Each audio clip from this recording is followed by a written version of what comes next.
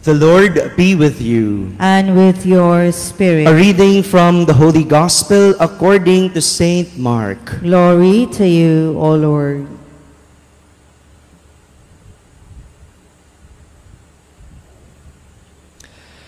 Jesus and his disciples returned once more to Jerusalem. As he was walking in the temple area, the chief priests, the scribes, and the elders approached him and said to him, "By what authority are you doing these things? Or who gave you this authority to do them?" Jesus said to them, "I shall ask you one question. Answer me, and I will tell you, but what authority I do these things. Was John's baptism of heavenly or of human origin? Answer me." They discussed this among themselves and said, "If we say of heavenly origin, he will say, then why did you not believe him? But shall we say of human origin?" They feared the crowd, for they all thought John really was a prophet. So they said to Jesus in reply, "We do not know." Then Jesus said to them, "Neither shall I tell you by what authority I do these things." My friends, the Gospel of the Lord. Praise to you, Lord Jesus Christ. Good morning, my dear brothers and sisters. A test of steadfastness of faith is what Jesus in our Gospel would want to show us. Steadfast in faith. Jesus was questioned by the chief priests, scribes, and the elders about what authority is he using to do such things, or what authority or who gave him the authority to do such things. Let us step back a little. Atras muna tayo ng kaunti to know what the chief priests, scribes, and the elders are asking about. Atras tayo ng kaunti. Kasi yung tinatanong nila, wala tayong alam eh. Ang tinatanong nila, anong o kaninong authority mo ginagawa yung mga bagay na yan? Ano ba yung mga yon? Step a little back. First, the leaders questioned Jesus' authority to forgive sins. Diba? During those time, si Jesus, tuwing magpapagaling ng may sakit, anong sinasabi niya? Your sins are forgiven. Diba? Lagi ganon, no? Kaya ang tanong, anong authority mo para magpagaling, para magpatawad ng mga kasalanan? So that's number one. Number two, the leaders are questioning Jesus about his healing during Sabbath and casting out demons. Diba?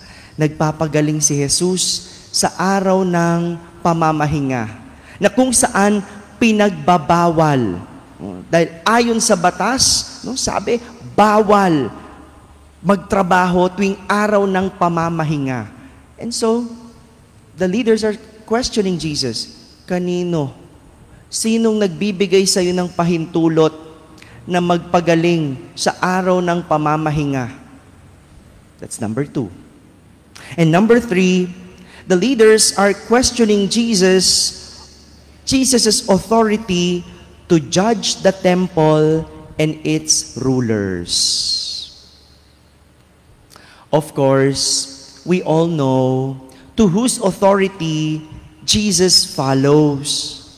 Alam natin eh. And it's none other than from the Father. Yun yung sinusunod niya. Kaya niya ginagawa ang lahat ng ito dahil ito ay utos ng kanyang Ama. It is from the authority of His Father, of God the Father. But since Jesus knows that they are questioning Him just to test Him. No? Alam ni Jesus eh. Alam ni Jesus kung bakit siya tinatanong ng mga ito. It's only because they want to test Him. And so, Jesus returned the question to them, to test them. And Jesus used the argument about the baptism of John the Baptist. Step tayo a little back again. Kasi hindi sila naniniwala sa binyag na ginagawa ni Juan Bautista. Ayaw nilang maniwala. May question sila about the baptism of John. And so, Jesus used that to question them, to test their real belief. And so, Jesus asked them, was John's baptism of heavenly or of human origin? Galing ba sa Diyos o galing lang sa tao? And suddenly, they began to think what they should answer. Inisip nila, pag sinabi nating mula sa Diyos, babalikan tayo ng tanong, bakit hindi ka naniniwala kung galing sa Diyos ang binyag? Pero kung sasabihin naman nating galing sa tao, naku, magagalit yung maraming taong naniniwala kay Juan Bautista dahil siya'y propeta mula sa Diyos. O, tingnan mo na, no? Nalito na. Nalito na sa pananampalataya, nalito na sa paniniwala itong mga elders. Elders pa yan, ha? Yung mga scribes, no, na mga maalam sa batas, nalito na sila. Anong sasabihin ko? Pag sinabi nating mula sa tao, magagalit yung mga tao. Pag sinabi nating mula sa Diyos, babalikan naman tayo, ba't di tayo naniniwala? Look at how these scribes and elders think. When it comes to their belief, they are not steadfast in what they believe in. For they base their decisions on the reaction of the majority rather than on the truth. In the end, the elders and the scribes were not able to give their answer. Walang naisagot. Sa huli, wala naman palang pinaninindigan at matibay na pinaniniwalaan dahil mas nakikinig sa karamihan kaysa sa katotohanan. Many of us would also think this way when it comes to our belief. Mas naniniwala sa sabi-sabi kaysa sa sarili. Kung ano ang totoo sa sarili, mas apektado sa sasabihin ng iba kaysa sa pinaniniwalaan at pinaninindigan. We say we believe in God, but we contradict His teachings. We are afraid to make a stand for the truth, especially when the majority opposes it. Huwag na tayo lumayo. Pagdating sa usaping divorce, what is your stand? Mga Katoliko, tahimik, no? Kasi magagalit yung iba. Ayaw nating mabash. But do we stand for God? Or do we stand for what the people say? Ayun. Simpleng ganun. No? Nalilito na tayo kung kanino tayo maninindigan. Today, we remember Saint Justin, the martyr. Saint Justin was the defender of the Christian faith against heresies and false belief. Pinagtanggol ni Saint Justin ang pananampalatayang Kristyanismo laban sa mga maling sabi-sabi at maling paniniwala. And he fought until death because of his steadfastness in faith. Pinaglaban niya hanggang sa huli, hanggang sa kamatayan. Because steadfast in faith is standing for God, no matter what others will say. And that is what martyrdom is all about. To die for your faith. Sabi ng aking spiritual director lagi, no?